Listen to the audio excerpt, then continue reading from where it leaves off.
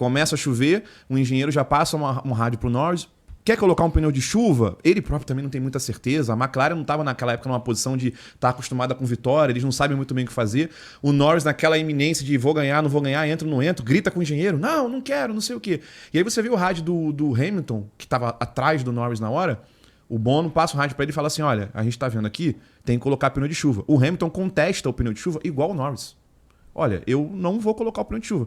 E aí o Bono, que é um engenheiro, passa mais um rádio para ele e fala assim, Lewis, a gente já fez aqui o procedimento, você vai entrar nesse box, você vai colocar o pneu de chuva. E o Hamilton fala, copy. E ele entra e coloca o pneu de chuva e ganha a corrida. Sendo que então, assim, não só uma conexão, mas uma confiança um no trabalho do outro, de saber quando que vai ser do meu lado, quando que vai ser do seu, uma sinergia. E como que acontece isso aí? Ó? Na minha época,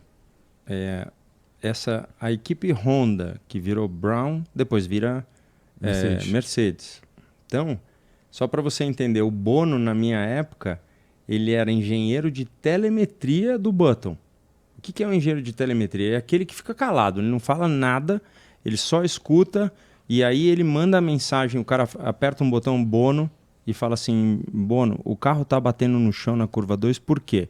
Aí ele fala assim, porque a borrachinha do amortecedor tá entrando e tá acontecendo isso, aquilo. Entendeu? Então, esse cara já era bom na época dele, porque daí vão dando chance pro cara subir. E aí o Bono tomava whey naquela época já? Ele é fortinho hoje em dia, né? Parrudo. Mas aí, ô Rubinho, quando você venceu em Hockenheim, você teve esse diálogo também sobre vou parar, não vou parar. Você já contou essa história 1 milhão de vezes. Se estendeu muito esse diálogo ou na primeira que você falou não vou parar, a galera falou, então tá bom? Foi até a hora que ele falou, pô, mas você é louco. Aí eu não respondi, porque também, pô, tô a 400 por hora lá naquele negócio.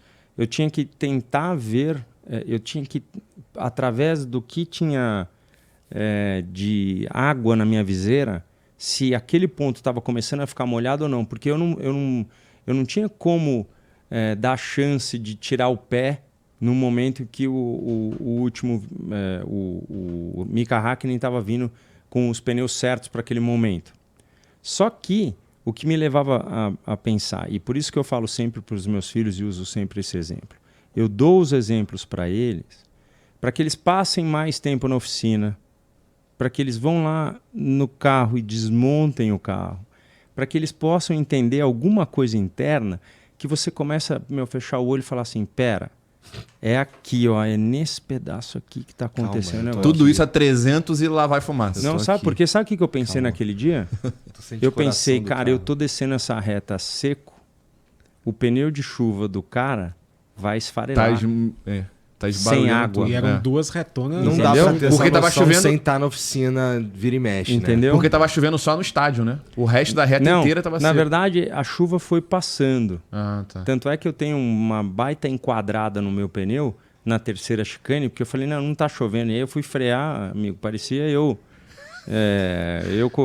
tipo o Verstappen na primeira hora que ele passou um lá, pra mim ele falou assim, vou tentar. E tipo, parou. E o meu também parou, mas parou com um pedaço do pneu que parecia o do Flintstone, assim, tava meio quadrado. Então, e aquela corrida acabou que aí realmente parecia que eu tava andando de camelo, porque tava muito balançando, assim. Só que aí a chuva foi para dentro do estádio. Entendi. E aquele era o momento pior, porque dentro do estádio tinha muita água. Então aí eu já não sabia mais.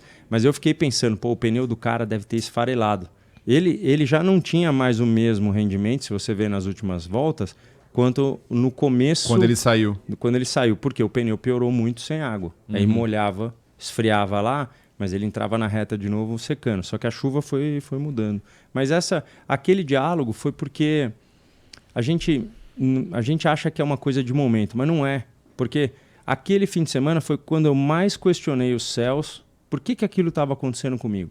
E aquilo foi uma mensagem para mim, porque quando eu falo assim, pô, eu acho que eu contei isso aqui, inclusive, eu falei assim, pô, eu tô lá 15 minutos para acabar o treino da manhã para ir para classificar. Aí o cara fala assim, pô, teu motor quebrou, não tá legal. Eu falei, beleza. Ele falou, mas fica tranquilo que o T-Car é teu, o carro reserva é teu. Na época tinha carro reserva. Eu falei, beleza. Carro reserva, tava pro Schumacher.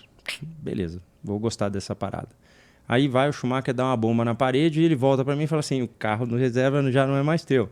Aí eu olho pro céu e falo, porra, mas qual que é, né? Pô, não vai rolar um momento pra mim, tô trabalhando pra caramba. Pô, aí você entra no processo de justiça e injustiça.